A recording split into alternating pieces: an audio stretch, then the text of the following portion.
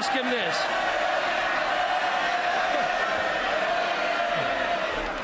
Mr. Robertson! Mr. Robertson! Calm yourself, man! The lion must get back in its den! The Prime Minister! Our hard-won credibility, which we wouldn't have if we listened to the muttering idiot sitting opposite me.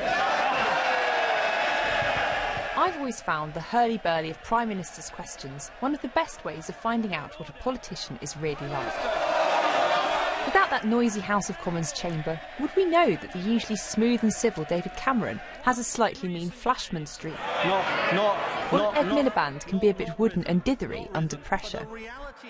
But as entertaining as journalists in the press gallery find PMQs, those sitting in the public gallery are rather less enthusiastic. They think there's too much party political point scoring, it's too aggressive and doesn't always deal with the important issues facing the country. I guess they didn't let women into the Bullingdon Club either, so there we go.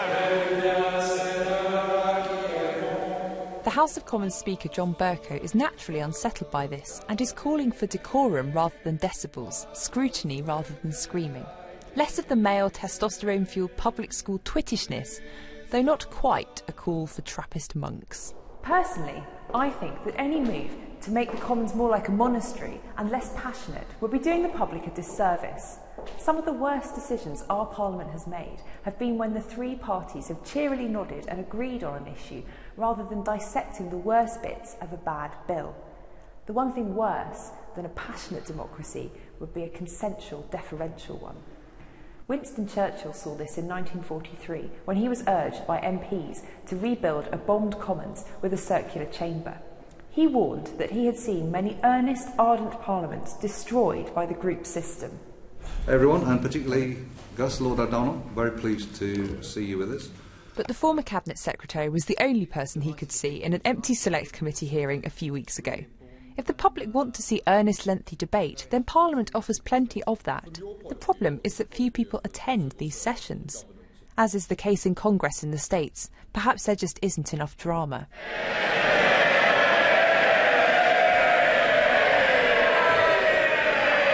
Ed Miliband did try to tone things down at the start of this year, but his new consensual approach fell flat with his MPs looking far too sombre.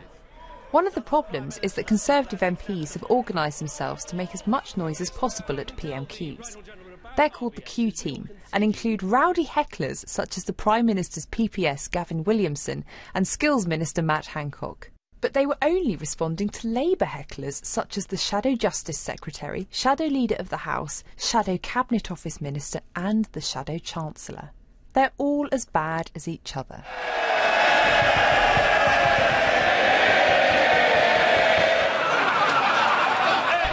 But while PMQs is as much about stoking tribal enthusiasm as these masks at the Horniman Museum, MPs could definitely do better to make this a truly impressive performance. This is their one opportunity each week to hold the Prime Minister to account, yet some of his backbenchers choose to waste their questions by sucking up to their boss in the vain hope of a promotion.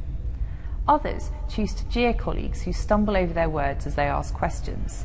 But if the Speaker really wants to change the culture in the Commons, he could start leading by example. Order! You really are a very overexcitable individual.